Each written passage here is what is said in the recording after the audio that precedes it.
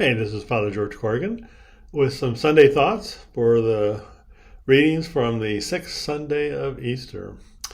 You know, the gospel starts out with this very poignant line, I will not leave you orphans. This is part of the farewell discourse, and Jesus is starting to say goodbye to the apostles. This is during Holy Week after the Last Supper, and they know what's coming. I will not leave you orphans. You know, today in the world there are 13 million orphans, it's estimated. 6,000 children become orphans each day. In sub-Saharan Africa, there's 20 million orphans. In Kenya, 700,000, with another 2.6 million at risk. You know, in the traditional Kiswahili, the word for orphan is yatima. But actually, yatima means the sad ones, and it's applied to orphans, widows, parents who've lost a child. You know, you've lost a friend. You can be yatima, the sad one.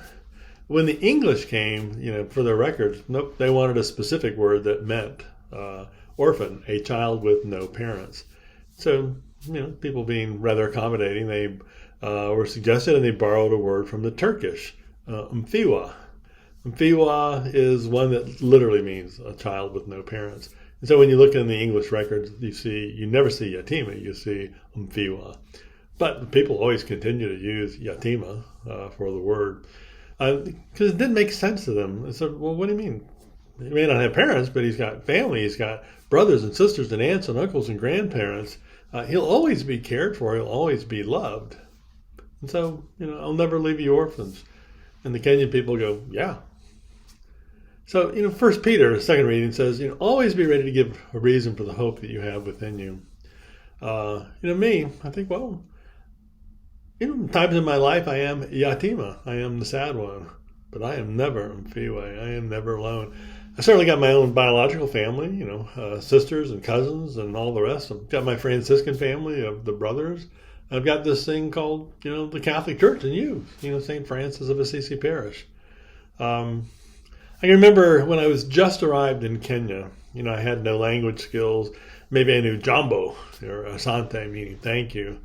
You know, I quickly learned that wapinim salari, like where's the bathroom, was the wrong question because that implied a self-contained bath with shower and all the rest of stuff. What I really wanted to know was, you know, wapini cho, where's the outhouse.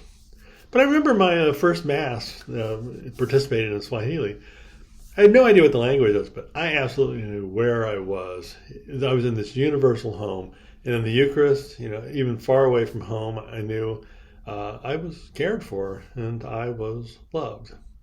And eventually, I, you know, learned Kiswahili, took my place in the slums where I ministered, got lots of ndugu, you know, brothers and sisters that grew. The jumuiya, the family grew. And I experienced this thing, you know, the Kanisa Kali, the hot, the fierce church where the Spirit just flowed. It was alive and evangelizing. It was just this great same Spirit you talk about all through these post-Easter Gospels.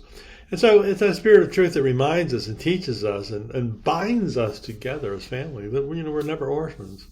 You know, and here at St. Francis, here in Triangle, you know, the Spirit, you know, builds, it reaches out. And we have parishioners from Triangle, Dumfries, Stafford, Warrington, Fredericksburg, Culpeper, Bluemont, and points west, points north, and points south. We have this Spirit that connects us with parishioners who dialed into our live stream, you know, as far away from Florida or even farther away from Okinawa. And yes, the spirits of the people that have come and gone in this parish bring great gifts and great life. And, you know, they come, and especially with our strong military contingent here, they go. And we are yatima for a while. We're saddened at their loss, but we're joyed at the new ones who come. And when we look across it, we are never orphaned. We have this family here, this family across the globe, across time, this one family, this one church. And that's my reason for the hope that I have within. The church that has stood the battering of 2,000 years, and yet the gates of hell cannot stand against it. That is a reason for hope. That's my family. Amen.